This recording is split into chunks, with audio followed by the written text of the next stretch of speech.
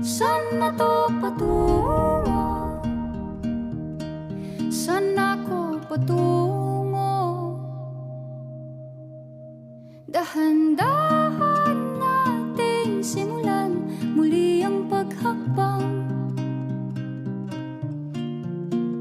Dahan-dahang tumingin sa salamin upang makita ang ating kagandahan. Dahan-dahang iangat ang muka upang maslayan ang payapang kalangitan. Oo, pagod ka na,